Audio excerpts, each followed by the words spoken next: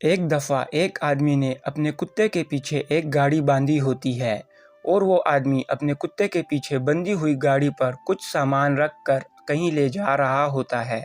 लेकिन सामान का बोझ बहुत ज़्यादा होता है जिसकी वजह से कुत्ते को चलने में बहुत परेशानी हो रही होती है। अरे ओ बेकार कुत्ते, तुम तो किसी भी काम के नहीं। तुम्हें मैं इतना खिलाता पिलाता हूँ, उसके बावजूद तुम ज़रा सा बोझ भी नहीं उठा पा रहे।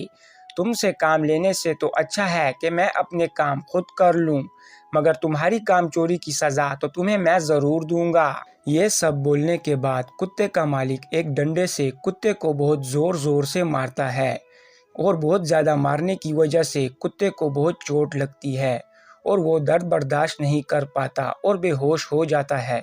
हाँ, देखो तो कितना नाजुक है ये, थोड़ी सी मार खाने पर ही ये बेहोश हो गया। छोड़ो बस, अब ये यहीं पड़ा रहे। अगर मैं इसके होश में आने के लिए रुका रहा तो मुझे देर हो जाएगी। ऐसा करता हूँ, मैं इसे यहीं छोड़ देता हूँ और अकेले ही अपना सामान लेकर यहाँ से चलता बनता हूँ। इस सब के बाद कुत्ते का मालिक कुत्ते को वहीं बेहोशी की हालत में छोड़कर अपनी सामान से भरी गाड़ी को लेकर चला जाता है। कुत्ते के मालिक के जाने के थोड़ी देर के बाद एक बूढ़ा आदमी दूध की बोतलों से भरी गाड़ी लेकर अपने पोते राजू के साथ उसी रास्ते से गुजर रहा होता है कि इतने में राजू की नज़र कुत्ते पर पड़ती है। अरे दादाजी, वो देखें कुत्ता, क्या ये मर चुका है? नहीं बच्चे, ये अभी भी सांस ले रहा है। लगता है किसी ने इस पर बहुत जुल्म किया है। देखो तो इसका कितना खून बह रहा है। दादाजी, फिर तो हमें इस कुत्ते की मदद करनी चाहिए। कहीं ये यहाँ ऐसे ही दर्द की वजह से तड़प तड़प कर मर ही न जाए। हाँ राजू, ऐसा करते हैं, हम इस कुत्ते को अपने साथ ही ले चलते हैं।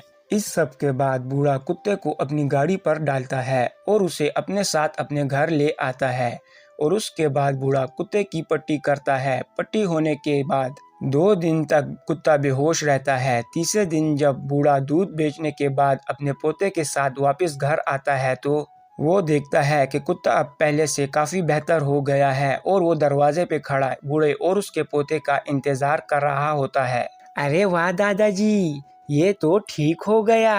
हाँ बेटा, अच्छा हुआ जो ये होश में आ गया। ऐसा करते हैं कि हम इसे अब जल्दी से दूध देते हैं, क्योंकि ये 3 दिन से बेहोश था, इसीलिए इसे अब बहुत भूख लगी होगी। इस सब के बाद बूढ़ा और राजू कुत्ते को दूध पिलाते हैं और उसे अपने पास ही रख लेते हैं और राजू उस कुत्ते का नाम जुग्गू रख लेता है और हर वक्त उसके साथ खेलता है। अब इस सब में 2 महीने गुजर जाते हैं और जुग्गू राजू और उसके दादा के साथ रोज दूध बेचने जाता है। इस सब के कुछ दिन के बाद अचानक से राजू के दादा की तबीयत बहुत ख़राब हो जाती है और वो बीमार पड़ जाते हैं, जिसकी वजह से वो कुछ दिन काम पर भी नहीं जा पाते। फिर एक दिन अचानक से राजू के घर उनके घर का मालिक मकान आता है। बताओ बूढ़े, मेरा किराया तुम कब दोगे? मालिक, मैं बहुत बीमार होने की वजह से कई दिनों से काम पे नहीं जा पा रहा और आपको तो पता ही है कि मैं दूध बेचकर ही अपने घर के खर्च पूरे करता हूँ। बस आप मुझे थोड़ा सा वक्त और दीजिए, मैं जैसे ही ठीक हो जाऊंगा तो मैं आपको आपके सब किराए दे दूंगा। नहीं बूढ़े, मैं तुम्हारे ठीक होने का इंतज़ार नहीं कर सकता। या तो तुम मुझे मेरे घर का किराया दो या तो फिर आज के आज तुम मेरे घर को खाली करो। इतने में राजू अपने जमा किए हुए कुछ पैसे अपने मालिक मकान को देता है। ये ले मालिक, अभी तो हमारे पास इतने ही पैसे हैं, बस आप हमें घर से बाहर ना निकालें। बच्चे, ये पैसे तो बहुत कम हैं, लेकिन इन पैसों के बदले मैं तुम लोगों को अपने घर में कुछ दिन और रुकने की मोहलत दे सकता हूँ। बस तुम लोगों को जल्द से जल्द मेरे बाकी के पैसे देने होंगे। ये सब बोलने के बाद मालिक घर से चला जाता है। तुम ही बताओ जुग्गू कि अब हम क्या करें? दादाजी की तबीयत भी ठीक नहीं हो पा रही और तो और अगर हमने मालिक मकान को बाकी पैसे ना दिए तो वो हमें घर से बाहर निकाल देगा। राजू पैसे ना होने की वजह से बहुत परेशान होता है। अब अगले दिन जब राजू सुबह उठता है तो वो देखता है कि जुग्गू घर में नहीं है। इतने में राजू को जुग्गू के भौंकने की आवाज़ आती है। जुग्गू की आवाज़ सुनने के बाद राजू अपने घर से बाहर निकलता है और देखता है कि जुग्गू ने दूध की गाड़ी को अपने साथ बांधा हुआ है। अरे जुग्गू, ये क्या कर रहे हो? क्या तुम इस गाड़ी पर खुद दूध बेचना चाहते हो?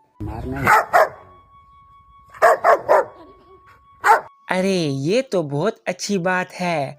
ऐसे तो हम घर का किराया भी दे देंगे और इससे दादाजी की मदद भी हो जाएगी। इस सब के बाद जुग्गू और राजू अपने दादा की जगह पर खुद दूध बेचने को निकल जाते हैं, जिससे कि वो कुछ पैसे कमाना भी शुरू कर देते हैं। और तो और दूध की गाड़ी का वज़न कम होने की वजह से जुग्गू भी उसे बहुत आसानी से अपने पीछे खींच पाता है। अब राजू मकान मालिक का किराया भी वक्त पर देना लग जाता है और इस सब में भी 2 महीने गुजर जाते हैं। और फिर जुग्गू और राजू एक दिन घर के बाहर खेल रहे होते हैं, तो इतने में अचानक से जुग्गू का पुराना मालिक आ जाता है, जिसे देखकर जुग्गू को बहुत गुस्सा आता है और वो अपने पुराने मालिक पर जोर जोर से भौंकने लग जाता है। क्या हुआ जुग्गू? ये कौन है और तुम इन पर भौंक क्यों रहे हो? देखो बच्चे, ये कुत्ता मेरा है और मैं इसका मालिक हूँ।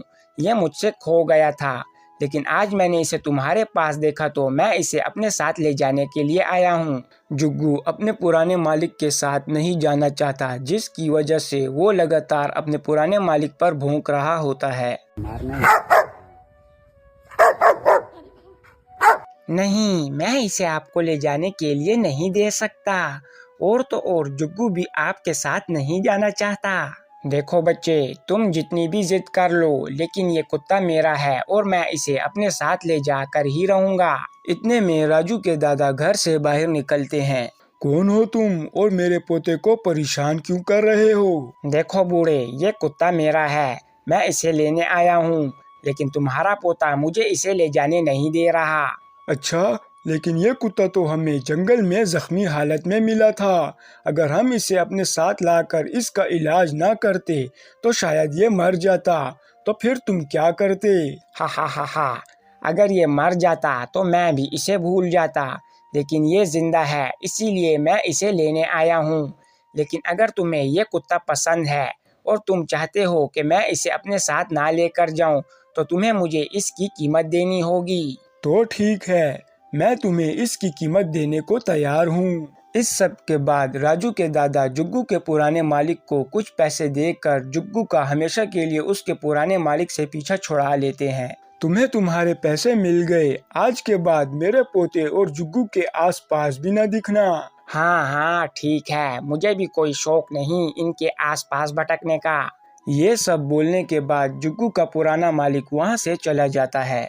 अच्छा हुआ दादाजी जो आप वक्त पर आ गए, अगर आप न आते तो वो जुग्गू को अपने साथ ले जाता।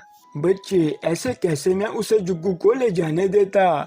जुग्गू ने हमारे बुरे वक्त में हमारा बहुत साथ दिया है और अब वैसे भी मेरी तबीयत पहले से बहुत बेहतर है और कल से हम तीनों एक साथ दूध बेचने को जाया करेंगे। इस सब के बाद जुग्गू हमेशा राजू और उसके दादा के पास ही रहता है और उनके साथ हंसी खुशी अपनी जिंदगी गुजारता है।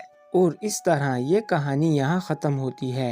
वीडियो पसंद आने की सूरत में वीडियो को लाइक करना और चैनल को सब्सक्राइब करना ना भूलें और मज़ीद ऐसी वीडियोस देखने के लिए बेल आइकन को ज़रूर प्रेस करें। शुक्रिया।